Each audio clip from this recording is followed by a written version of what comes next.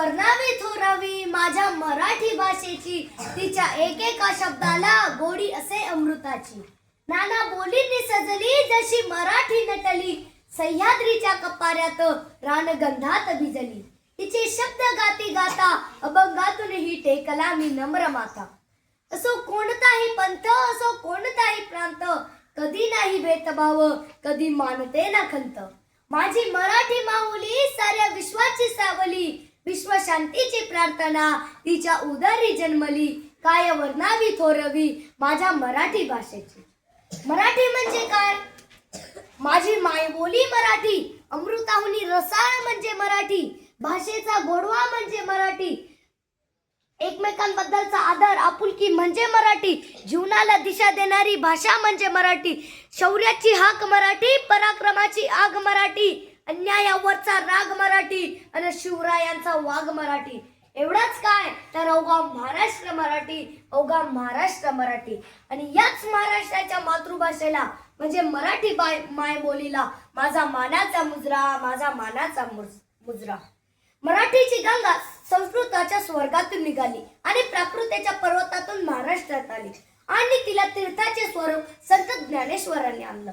अहो 16 वर्षाची मुले सर्रास पबजी खेळताना दिसतात, पण आमच्या ज्ञानेश्वरांनी 16व्या वर्षीच माझ्या मराठीची बोलू कौतुके, परी अमृतातही पैजा जिंके अशी ज्ञानेश्वरी लिहिली आणि मराठीचे पहिले दालन उघडले. या दालनात विविध संत, साहित्यिक, कवी, लेखक यांनी भर टाकले आणि आपली मराठी भाषा सुंदर व सुमधुर केली. म्हणूनच तर म्हणावेसे वाटते, थोर मराठी ही भाषा जसा अमृताचा प्याला, थोर मराठी ही भाषा जसा अमृताचा प्याला, रसा स्वाद आहे भरुनी, गोड वाटतो मनाला, रसा स्वाद आहे भरुनी, गोड वाटतो मनाला. प्रत्येकाचे जीवन हे माता, मायभूमी आणि मातृभाषा या 3 बिंदूंनी बनलेला त्रिकोणच असतो.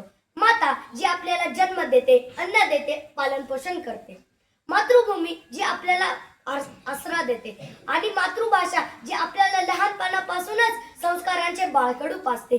तीच मराठी भाषा, तीच मराठी मायबोली जर आज आपण अंगीकारली नाही तर आपले आयुष्य समृद्ध होईल का?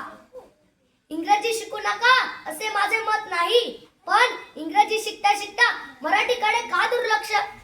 अहो ज्या भाषेचा मुक्काम कायम आपल्या जिभेवर हवा ती कपाळावरील लाड्यांवर का? हिंदी इंग्रजी आपल्या मनामनात रोमारोमात, मग माय मराठी मात्र वृद्धाश्रमात का? वाघिणीचं दूध पिण्याच्या नादात आपण आईचं दूध विसरायला लागलो आहोत काय?